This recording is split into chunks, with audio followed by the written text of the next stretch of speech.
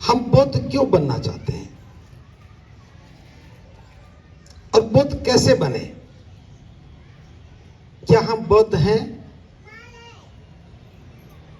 क्या ये हमारा आंदोलन क्या परिवार तक ही सीमित रहना चाहिए या इसे विस्तार मिलना चाहिए?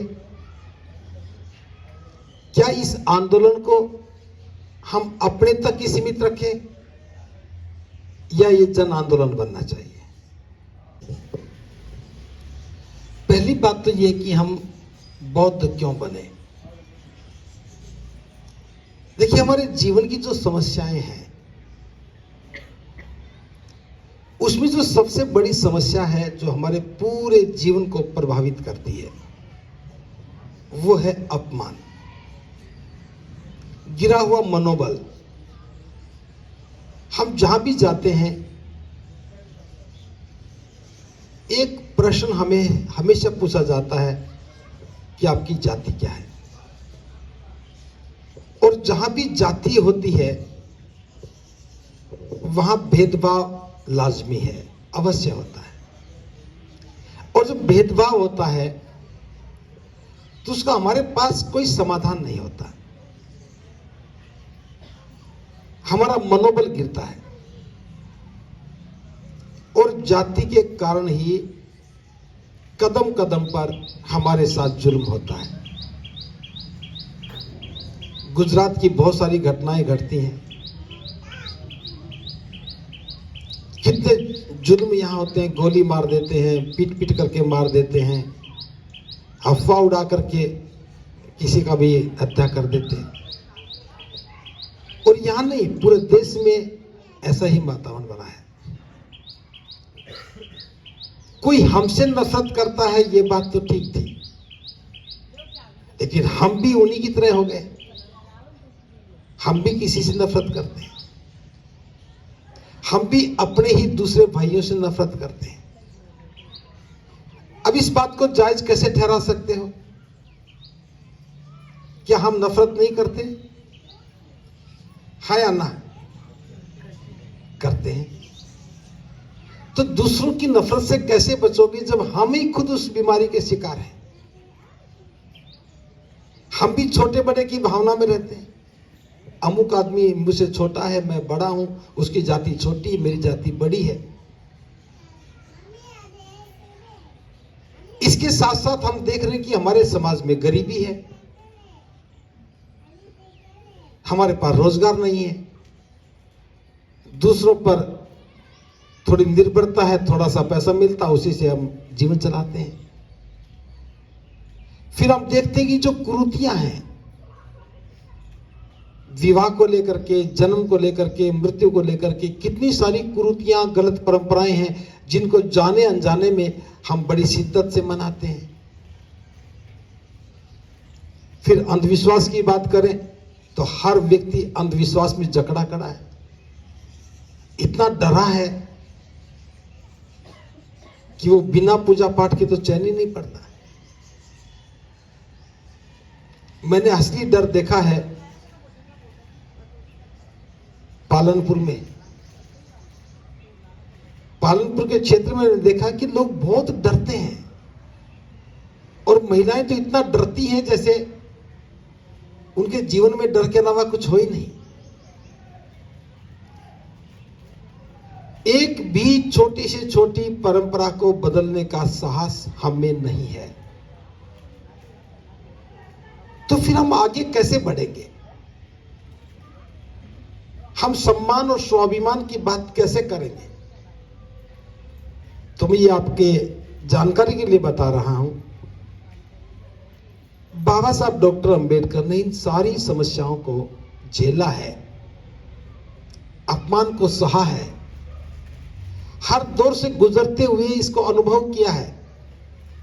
7 साल की उम्र में अनुभव शुरू हुआ पढ़ाई के साथ, और दुनिया से विदा होने तक लगातार उनके साथ ये सारी घटनाएं घटती रही। तो अपने इतने लंबे जीवन के अनुभव के बाद ज्ञान की साधना में वो सबसे आगे थे, सिंबल ऑफ नॉलेज के नाम से हम जानते हैं।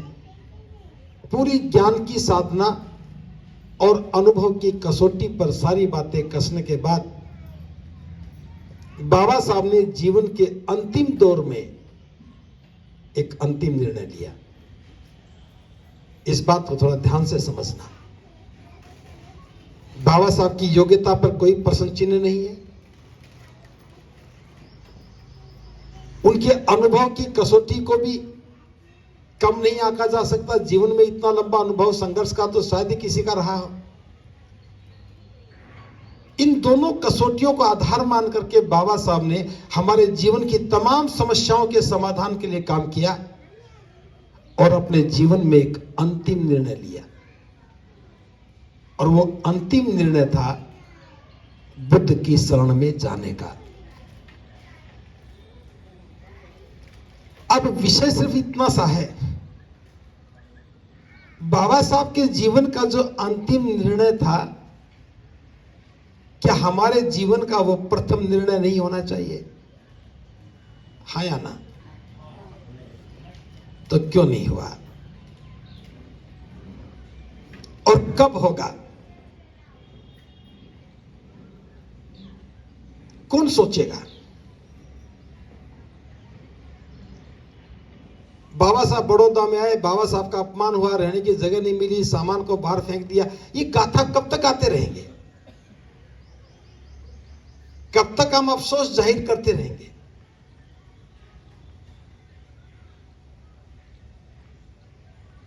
पुणे में भीमाकोरे गांव में 500 बहादुर जाबाजों ने पेशवाओं के 28,000 सैनिकों को मिट्टी में मिला करके उनके शासन को ध्वस्त कर दिया। ये हमारे लिए शौर्य गाथा है ना शौर्य गाथा? कब तक गाते रहोगे? अपनी शौर्य गाथा कब लिखोगे? क्या अतीत की गाथाओं को गाते रहोगे? सावित्रीबाई फुले ने, ज्योतिबा फुले ने 18 स्कूल खोले, ये 19वां कब होगा? उन्होंने अपने जीवन काल में प्रयास किया, एक मुकाम पर पहुंचे। हम केवल शौर्य गाथा गाने के लिए ही हैं? हम केवल अपमान की घटनाओं को याद दिलाने के लिए ही हैं? क्या हमारे साथ जुल्म होता है, हम इसी बात की रट्टाफिकेशन करते रहे? हमारे लोग अंधविश्वासी हैं, क्या ये भी कोई गीत गाने का है? विषय मात्र इतना है, जब हम बाबा साहब के अनुयायी हैं तो उनके कदमों से कदम मिलाकर चल क्यों नहीं रहे हैं? अगर हम बाबा साहब के अनुयायी हैं तो अपने आप को जांचो, परखो, अपने आप को पूरी तरह जांचो। अगर संदेह है तो कहो कि मैं संदेह करता हूं, मैं अनुयायी नहीं हूं, कोई अफसोस नहीं है। लेकिन जब कहते हो कि मैं बाबा साहब का अनुयायी हूं, तो फिर अनुसरण करना होगा। अगर अनुसरण नहीं कर रहे हैं तो हम खुद धोखे में हैं और समाज को भी धोखे में लेके जा रहे हैं। इतना सा विषय था, इतना सी बात थी कि बाबा साहब ने अपने जीवन में जो अंतिम निर्णय लिया, उनका अनुयायी होने के नाते हमारे जीवन का वो प्रथम निर्णय होना चाहिए था, पहला निर्णय होना चाहिए था। हमें कुछ नहीं करना, हमें बाबा साहब के कदमों से कदम मिला करके चलना है। जिस मार्ग से बाबा साहब गुजरे हैं, उस मार्ग से हमें भी गुजरना है। अब बताओ इसमें क्या तकलीफ है? चलने में कोई तकलीफ नहीं,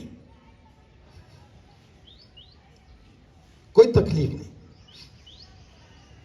मैं ये बात क्यों कह सकता हूं? क्योंकि मैं चल रहा हूं। मुझे चलने में कोई परेशानी नहीं हुई। अगर परेशानी है तो वो ये है कि आप लोग नहीं चल रहे हैं। आप सिर्फ चलने का प्रदर्शन मात्र करते हैं। हम चल रहे हैं और जब भी कोई मोड़ आता है, हम बच करके वापस आ जाते हैं। मैं तो गया था जी, वहां तो मोड़ था, पता लगा नहीं, बाएं मुड़ना था दाएं मुड़ना था, मैं तो लौट आया।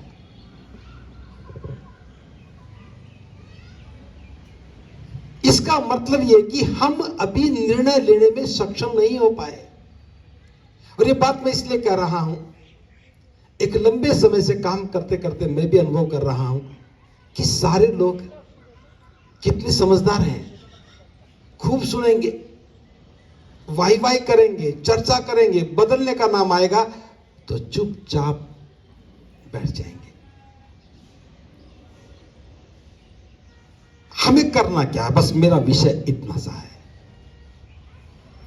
हमें ईमानदारी से बौद्ध बनना है। और बौद्ध बनने का अर्थ यह है कि हम पहले निर्णय ले लें मजबूती के साथ कि मैं बौद्ध बनूंगा। अपने परिवार को तैयार करें। परिवार का अर्थ है दोनों जीवन साथी और उनके बच्चे। किसी के माता पिता नहीं स्वीकार करें, कोई बात नहीं, लेकिन दोनों जीवन साथी तो स्वीकार कर लें। निर्णय लेकर के दीक्षा लो और दीक्षा लेने के बाद अपने घर में दीक्षा उत्सव मनाओ। जैसे आप बच्चे का जन्मदिन मनाते हैं, ऐसे ही दीक्षा उत्सव मनाओ। अपने सगे संबंधियों को बुलाओ, मित्रों को बुलाओ, पड़ोसियों को बुलाओ और बताओ कि आज मैंने दीक्षा ली है या कल मैंने दीक्षा ली थी, मेरा दीक्षा उत्सव है।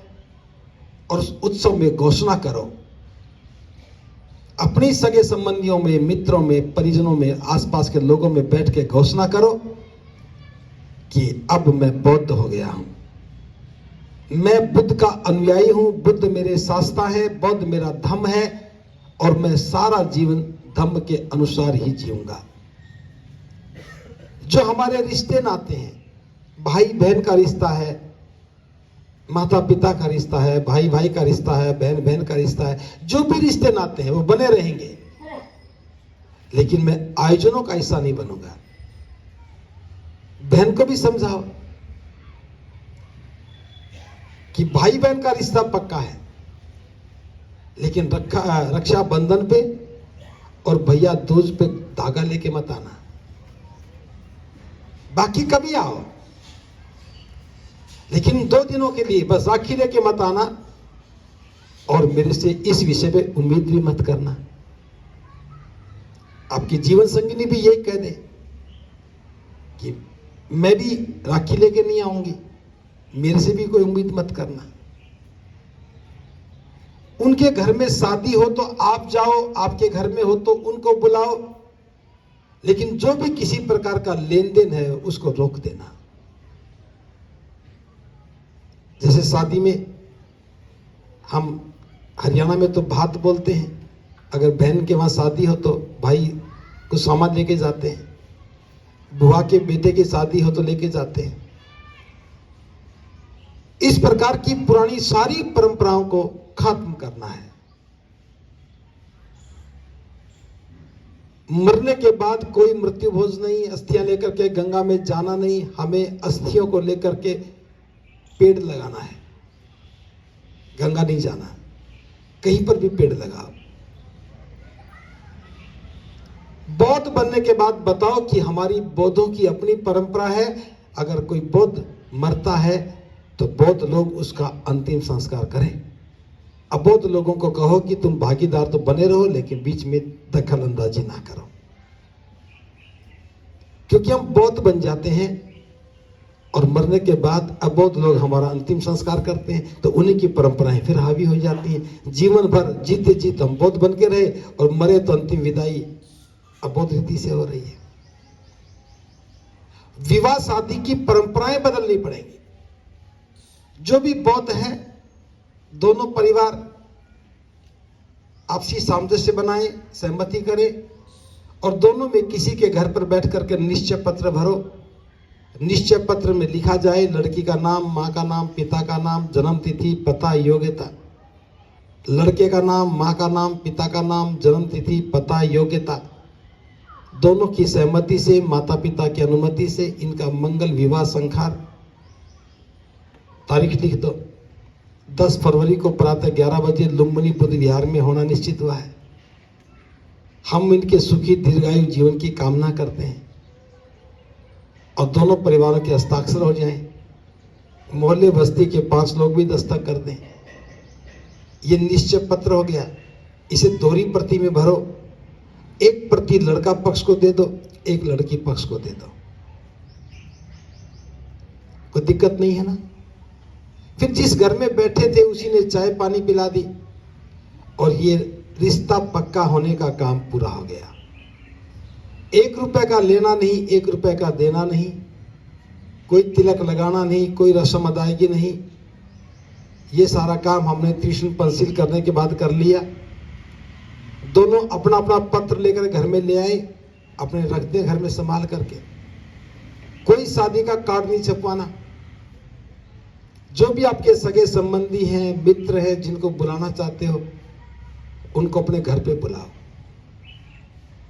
शादी वाले दिन मान लो कि आज की तारीख रखी थी, दिन के 11 बजे शादी का कार्यक्रम था। दोनों परिवार आए, बुद्ध विहार में साफ सफाई करके, दरी बिछा करके, सफेद चादर बिछा करके संस्कारकर्ता को बुला के लाए और शादी करवा लें। दोनों परिवार शादी होने के बाद संस्कारकर्ता को अपना जो भी दान देना दे दे। विहार को जो दान करना हो विहार के दान पात्र में डाल दे। खाने पीने का थोड़ा सामान लेके आए, यहीं बैठ करके चाय नाश्ता हो गया। दोनों परिवार अपने अपने घर चले जाएं। लड़का पक्ष चाहे तो अपने घर में सगे संबंधियों को बुला करके खाना खिला दे, ढोल बजा करके नाच ले, पड़ोसियों को खाना खिला दे। लड़की पक्ष को कुछ करने की आवश्यकता ही नहीं है। तो इस शादी की रस्म पक्की हो गई, शादी हो गई। इस ढंग से हम सारी परंपराओं को, गलत परंपराओं को, फिजूल खर्ची की परंपराओं को खत्म कर देंगे।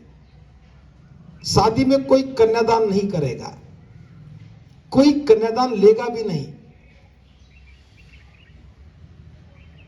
इस परंपरा का करने का मकसद क्या है? हम जो शादी के नाम पर लाखों रुपए बर्बाद करते हैं, कर्जदार होते हैं और कर्जदार होने के बाद किसी के साहूकार जमींदार के खेत में काम करने को मजबूर हो जाते हैं और वहीं पर ही सारे जुल्म होते हैं। कर्जदार व्यक्ति जब किसी के खेत में, खलियान में, घर में काम करता है तो वहां जुल्म का शिकार होता है। अगर हमें जुल्मों से बचना है तो परंपराओं को तोड़ना होगा। हमारी पहचान बननी चाहिए कि ये बौद्ध लोग हैं। अब आप बौद्ध बन गए, शादी करते हो, शादी में वही बारात, वही बैंड, वही घोड़ी, वही गीत, वही शराब, सब कुछ वही तो है। फिर क्या बदला? अगर नहीं बदला तो फिर गुलामी से कैसे लड़ेंगे? हम अज्ञानता से कैसे बाहर निकलेंगे? अंधविश्वास से कैसे बाहर निकलेंगे? शादी जैसी परंपरा में मैक्सिमम कितना खर्च होना चाहिए? जितना आप 1 महीने में कमाते हैं उससे ज्यादा शादी में खर्च नहीं होना चाहिए। अगर कोई व्यक्ति 10,000 रुपया महीने में कमाता है तो शादी का आखिरी बजट की सीमा 10,000 रुपये करो। कोई 1 लाख कमाता तो 1 लाख खर्च कर लो, लेकिन बर्बाद नहीं करना पैसा।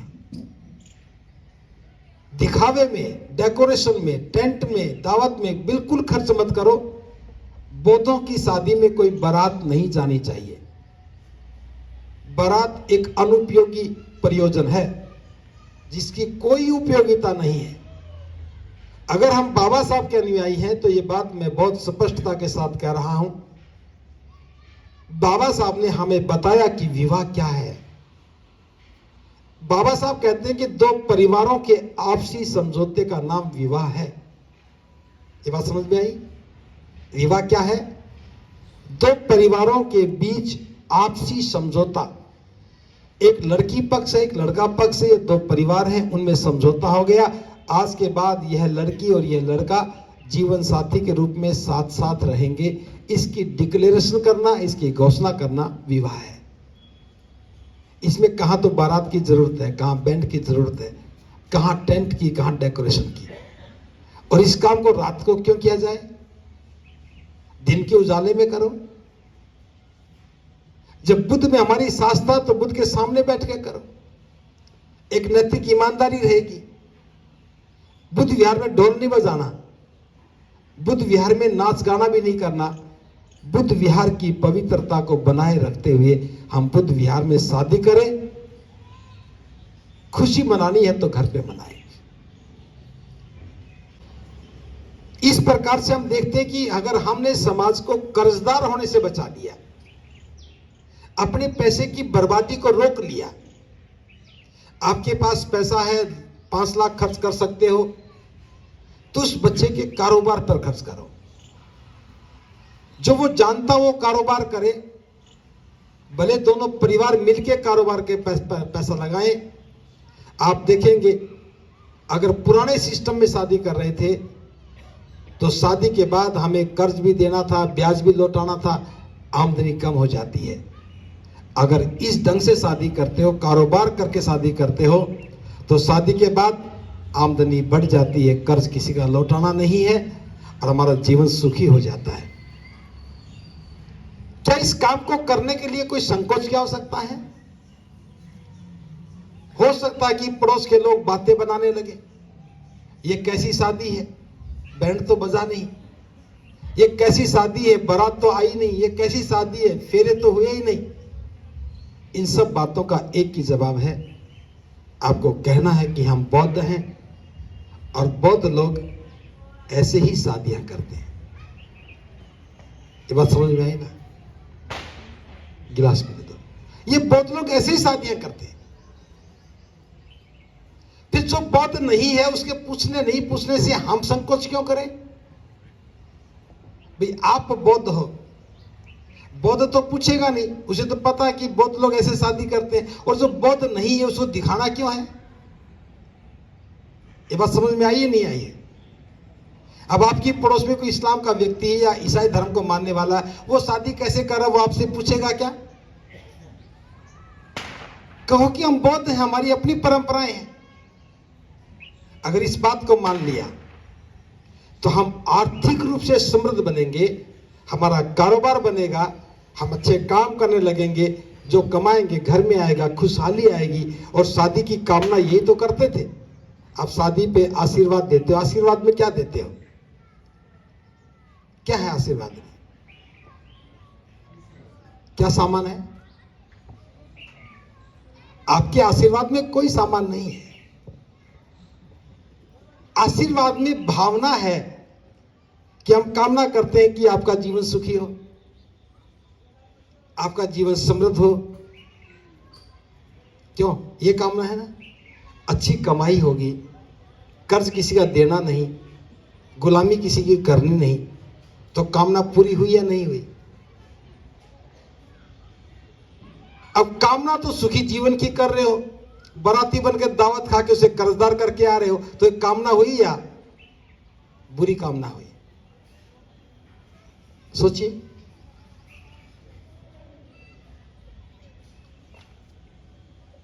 ये बुरी कामना हुई। अगर किसी को कामना दे रहे हो उसे तो कर्जदार तो मत करो, उसे गलत रास्ते पर चलने के लिए बाध्य तो मत करो। आपने तो एक वक्त खाना खाया है, उसकी कीमत 100 रुपया हो सकती है, 500 भी हो सकती है, क्योंकि हलवाई बनाता है, सारा ताम झाम होता है। आप वहां खाना खाने आओ इसलिए टेंट भी लगाया है, आप अंधेरे में आओ इसलिए वो डेकोरेशन भी की है, लाइट भी लगाई है, आप आओ तो आपका सम्मान हो इसलिए बैंड भी बजाया है। सारे खर्च करने पड़ते हैं एक वक्त की दावत के लिए। खाना है 100 रुपए का और खिलाने का खर्च हो गया 1000 रुपया। बात समझ में आई ना? खाना तो 100 रुपए का होगा, लेकिन खाना खिलाना है, कहां खिलाएंगे? हमारे घर तो होटल है नहीं। 2 लाख का टेंट लगाएंगे, 1 लाख की डेकोरेशन करेंगे, फिर जनरेटर वाला बुलाएंगे, फिर वो लाइटिंग करेगा, फिर स्वागत करने के लिए 5 महिलाओं को भी खड़ा करोगे, उनके भी 500 रुपए देने पड़ेंगे। फिर बारात बैंड के साथ आए, बैंड वाले भी पैसे लेके जाएंगे, दूल्हा घोड़ी पर आए वो भी पैसे लेकर के जाएगा। अब जो नाचेंगे, नाचने वालों को पीना भी चाहिए, वो बोतल भी पैसे से आएगी। बिना पिए कौन नाचता है?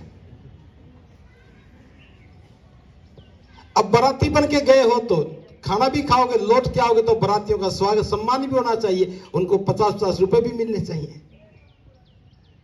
कितनी हल्की कीमत है बारातियों की। 10-10 रुपए पकड़ा देते जी बारातियों का सम्मान। कौन कौन 10-10 रुपए लेके आया है?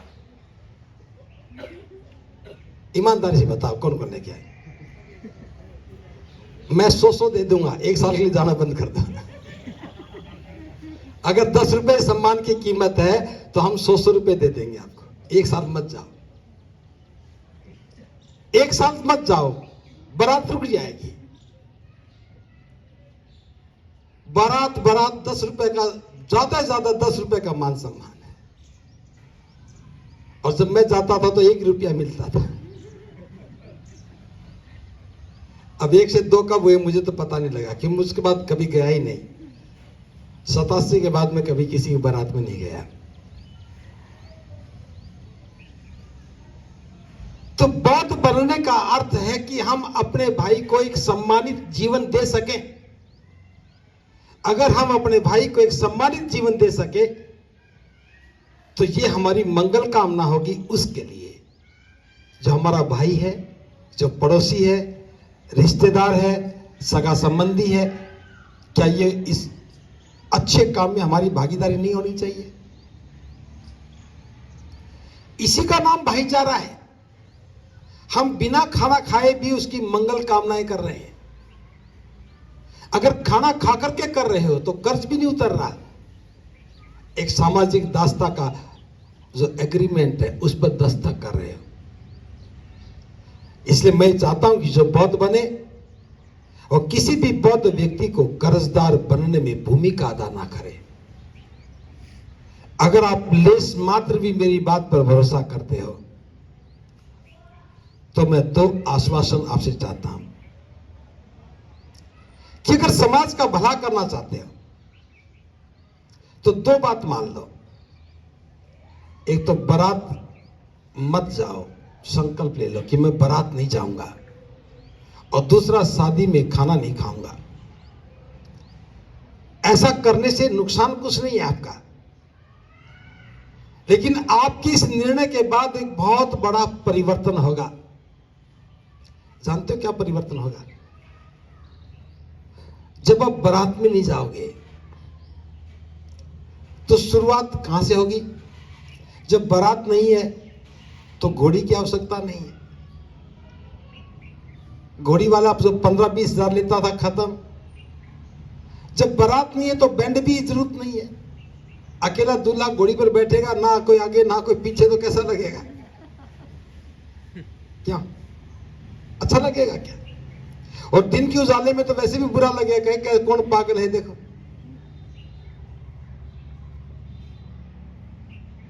बारात नहीं होगी तो घोड़ी नहीं होगी, बैंड भी नहीं होगा। और बैंड नहीं होगा तो नाचने वाला भी नहीं होगा।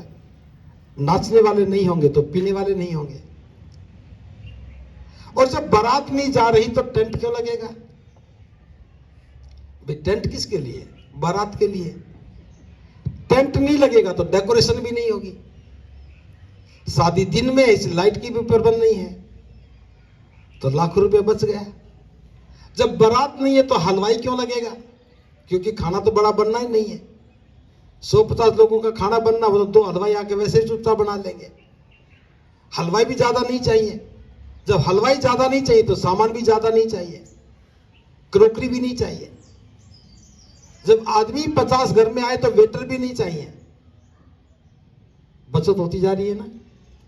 बुद्ध विहार में शादी कर दी, दोनों परिवारों ने 1-1, 2-2 हजार बुद्ध विहार को दान कर दिया। 1-1 हजार संस्कारकर्ता को दे दिए। संस्कारकर्ता का भी परिवार चलेगा। बुद्ध विहार में भी महीने में 5 शादी हो जाएंगी तो 10-20 हजार यहां भी आ जाएंगे।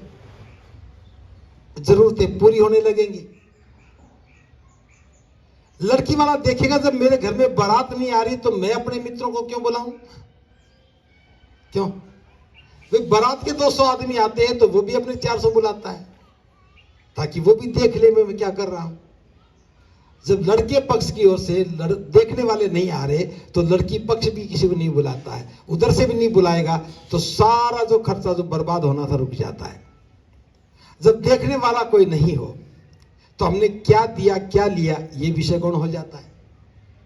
हम देखने पे देते हैं। अगर बैंड बज रहा हो और वो देखने वाला नहीं हो तब वो नाचता है क्या? कभी नहीं नाचता। कोई नाचता जब देखने वाले होते हैं, और देखने वालों में महिलाएं ज्यादा हो तो ज्यादा नाचेंगे। क्यों?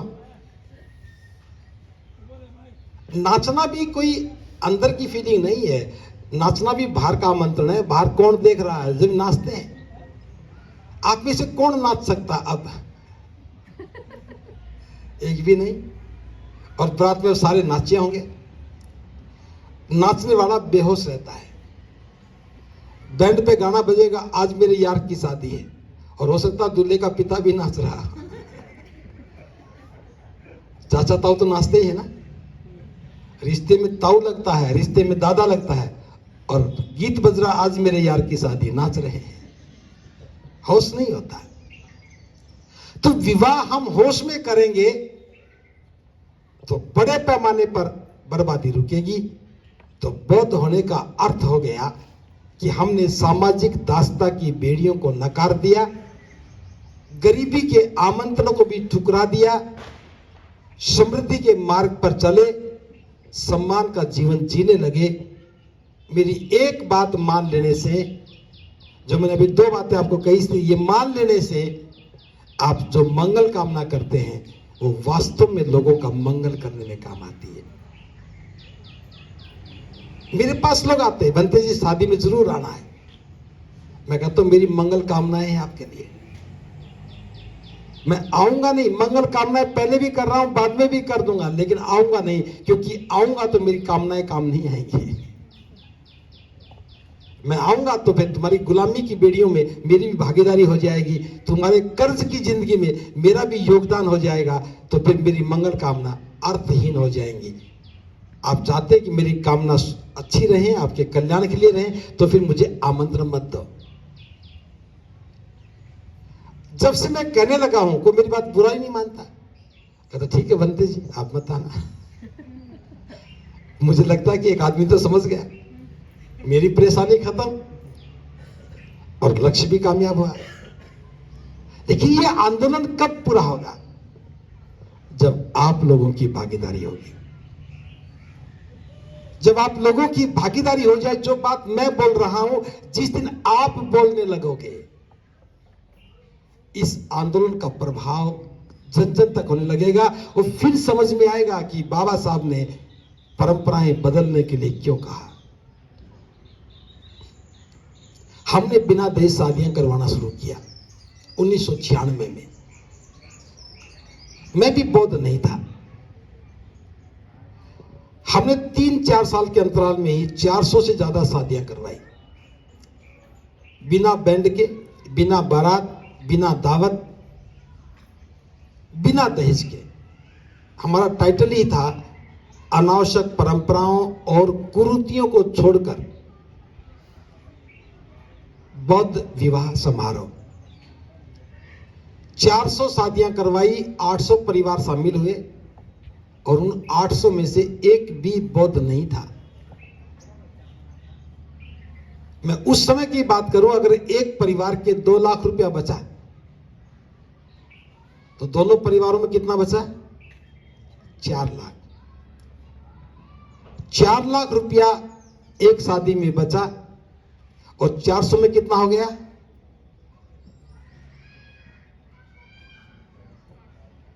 करोड़ों रुपया समाज का बचा। करोड़ों रुपया समाज का बचा।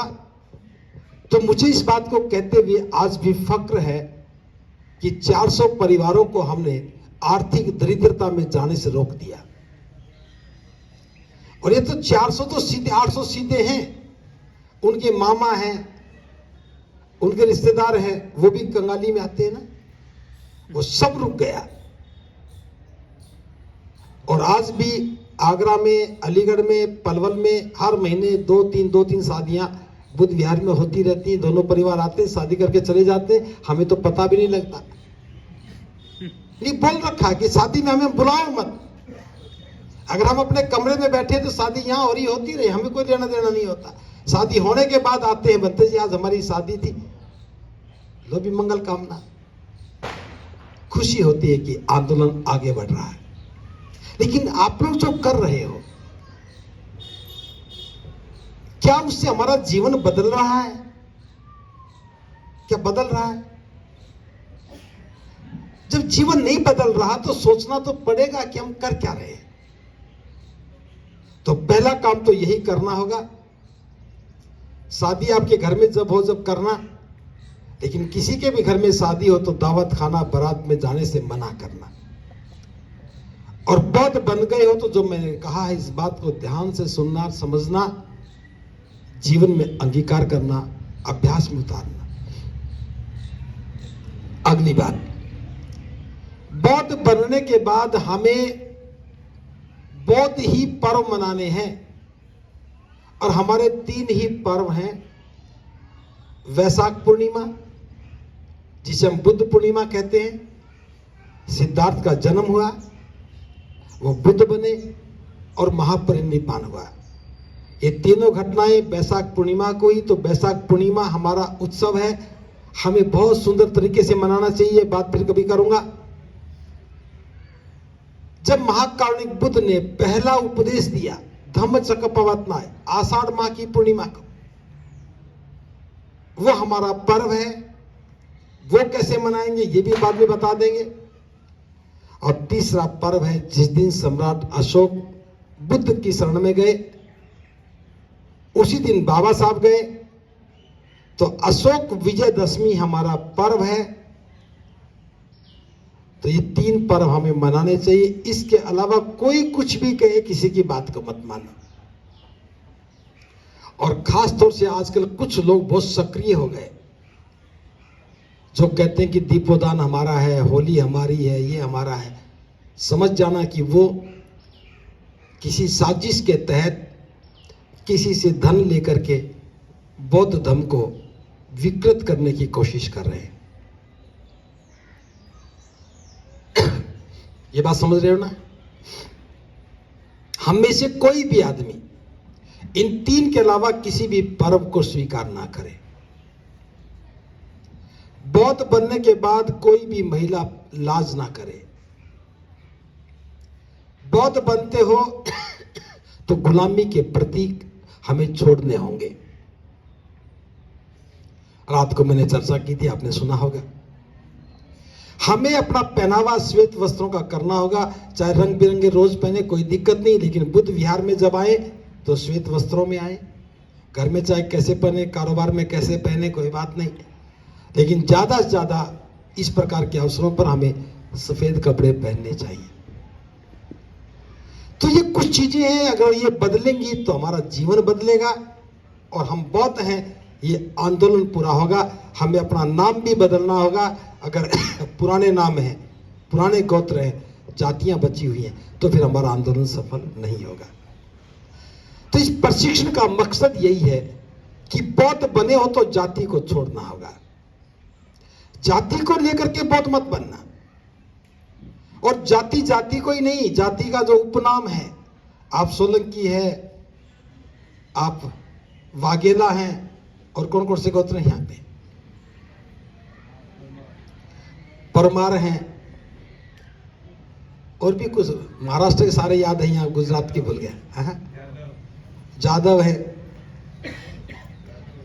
राठौड़, जो भी हैं, अपने नाम बदलो, अपने नाम बौद्ध रीति के नाम निकालो। जैसे धम्म विनय है, मुझे तो कल पता लगा कि इनका नाम मुकेश राठौर था।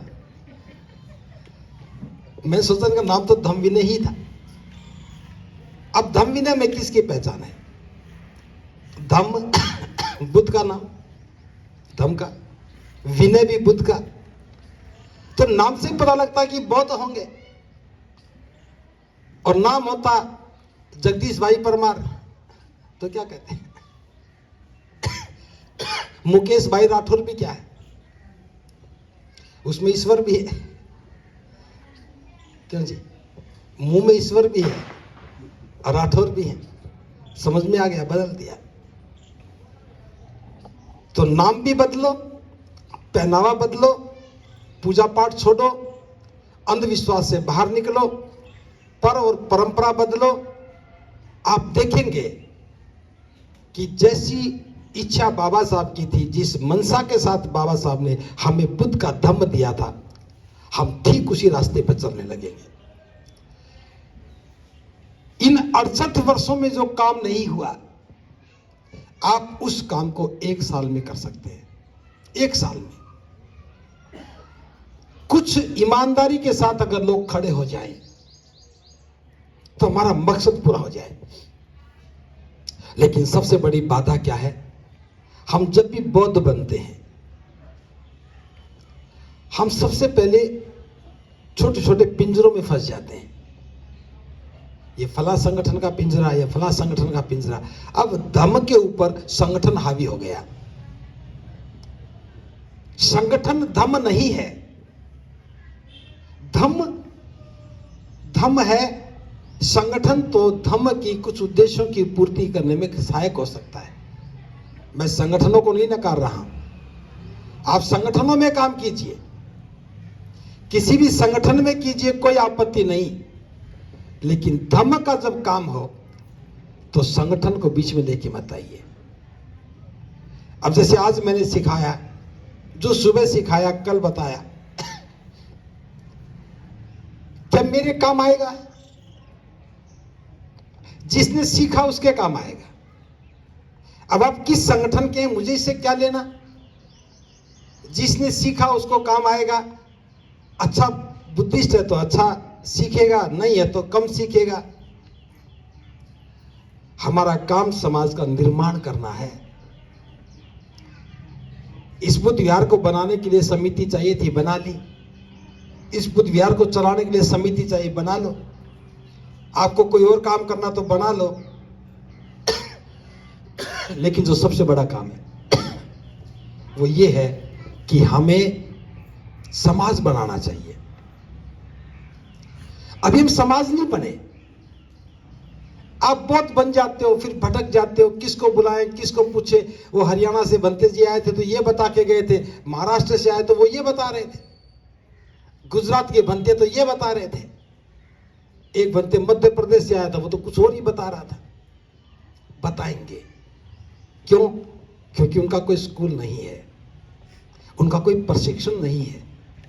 जिसने जैसा सीखा वैसा कर किया। अब भिखों का प्रशिक्षण नहीं है तो जो मन में आए सो बताएंगे। अब ऐसे भी बनते जो आत्मा परमात्मा की बात करते, आदमी मर गया तो 12 दिन तक आत्मा वहीं चक्कर काटती, जैसे सैटेलाइट घूमता है। आगरा में किसी व्यक्ति की मृत्यु हुई, एक किसी संगठन का प्रशिक्षित व्यक्ति था, संस्कार करवाने पहुंच गया।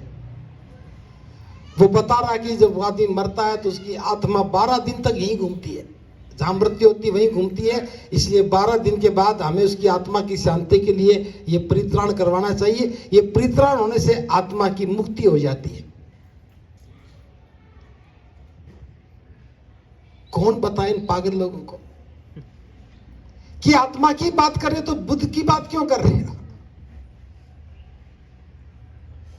बुद्ध ने आत्मा की बात नहीं की, लेकिन हम करने लग गए। बुद्ध ने मुक्ति की बात नहीं की तो हम करने लग गए। इसलिए जो आदमी तथ्यहीन बात कहता है, धम्म के विरुद्ध कोई बात कहता है, धम्म की भावना के अनुरूप बात नहीं कहता है, तो नकारने की आपको स्वतंत्रता है। क्यों? आप कोई भिखु आ जाए कहे पहले मेरे पैर धो फिर मैं बैठूंगा, तो क्या करोगे? हमारे धम्म में पैर धुलवाने की परंपरा तो है, धोने की नहीं है। और पैर पता किसके धुलवाए जाते थे, बता सकते हो? जब भिखु नंगे पैर रहते थे और नंगे पैर चलते थे। जब घर में आ रहे हैं तो आसन पे बैठना है, विहार में जा रहे हैं तो आसन पे बैठना है। तो विहार में जाते थे तो पैर धोना पड़ता था, घर में आए तो पैर धोना पड़ता है। अब भिखु आया है तो कैसे पूछेगा पानी कहां रखा है? तो घर का कोई भी व्यक्ति पानी लेके आ गया और भिक्षु ने अपने पैर धो लिए, हो गया काम। ये थोड़ी कि भंते जी आप खड़े हो जाओ मैं आपके पैर रगड़ रगड़ के धोता, ये नहीं है। आपने देखा होगा जब बुद्ध पहली बार 5 परिव्राजकों के पास गए तो एक आदमी पानी लेके खड़ा हो गया था। उसने पानी डाला, बुद्ध ने पैर धो लिए, एक ने चीवर पकड़ लिया, एक ने आसन बिछा दिया, एक हवा करने लगा। तो जो गलत परंपराएं हैं उनको स्वीकार नहीं करना। कोई भिक्षु आकर के कहे हाथ आगे करो, आपको धागा बांधने लगे तो समझ जाना कि कोई कर्मकांडी आ गया, पुरोहित आ गया। जब भिक्षु को कहोगे कि मुझे धागा नहीं बंधवाना तो वो भी समझ जाएगा कि यहां बनते करुणाशील आए होंगे, या तो धागा बंद कर लेगा यहां चलता बनेगा। क्यों? हमें धर्म को दुकानदारी में नहीं बदलना है, हमें धर्म में कर्मकांड प्रवेश नहीं करने देने हैं। जब जो बौद्ध बन जाए, अब जो महत्वपूर्ण विषय पर जब मैं बात कर रहा हूं, आप बौद्ध बन गए, बच्चों की शादियां कहां करोगे, किसके साथ करोगे? आपके घर में खुशी का समय होगा तो आपके साथ भागीदार कौन बने? घर में किसी की मृत्यु हो जाए तो कौन आपके साथ खड़ा हो? तो जरूर हमारा कोई बौद्ध भाई होना चाहिए। इसलिए हमें एक बौद्ध समाज का निर्माण भी करना है।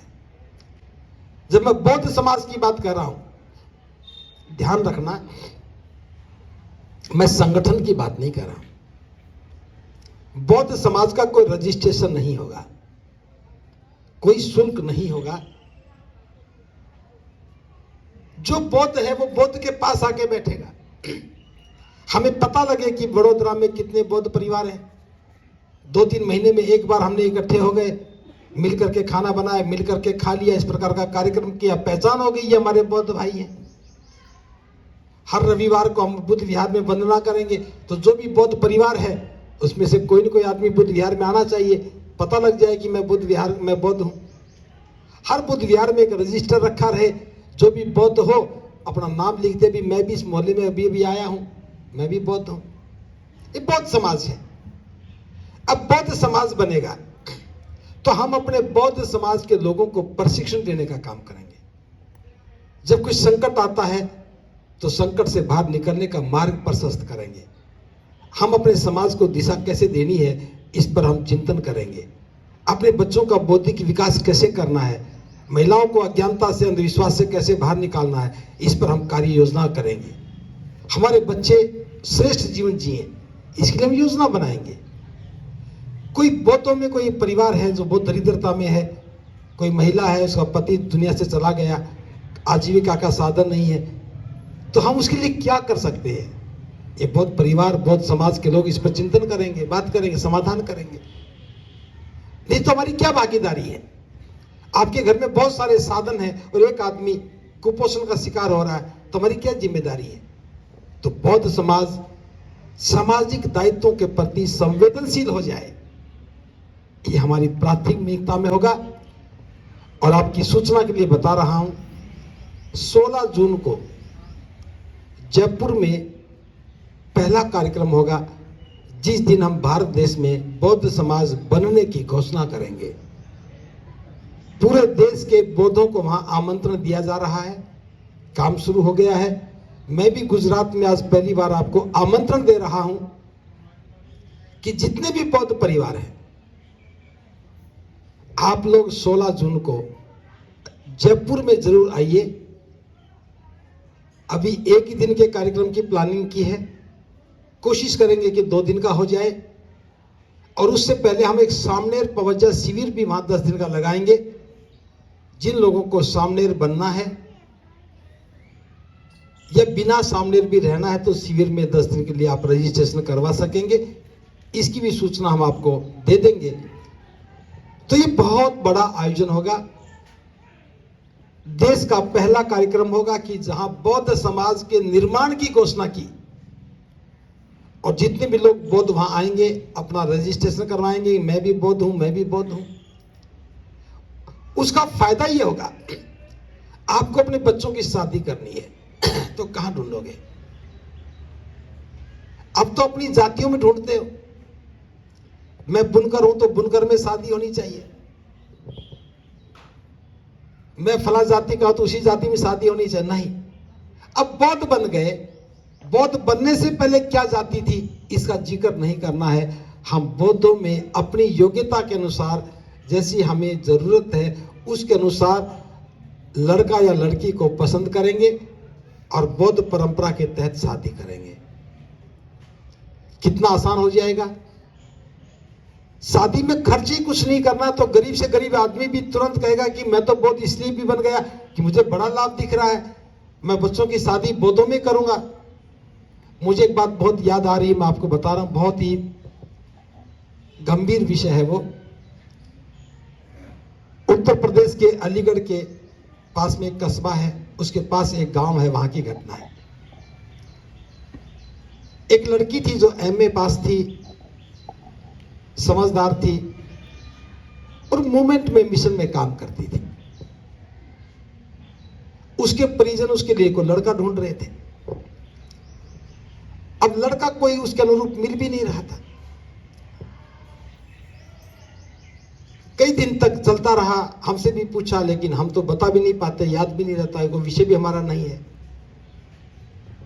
एक दिन उस लड़की ने उस टीम के लोगों को, मैं उसमें शामिल नहीं था, मेरे को तो बाद में पता लगा, उसने पूछा कि आप सभी मुझे ये बताओ कि हमारा जीवन क्या है।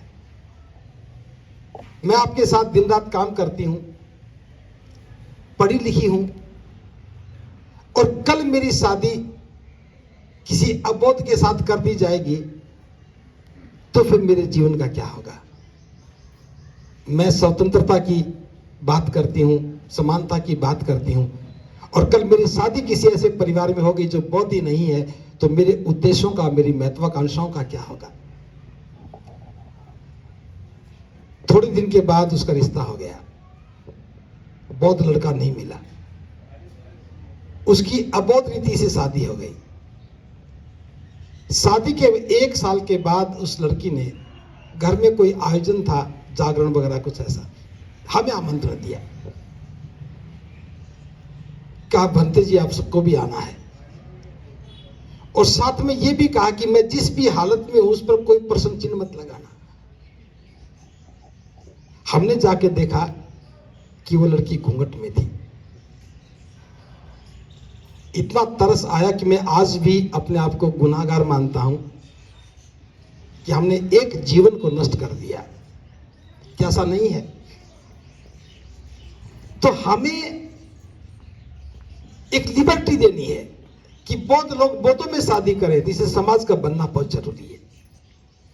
और जब बौद्ध समाज बनेगा तो फिर इस प्रकार के हादसे नहीं होंगे।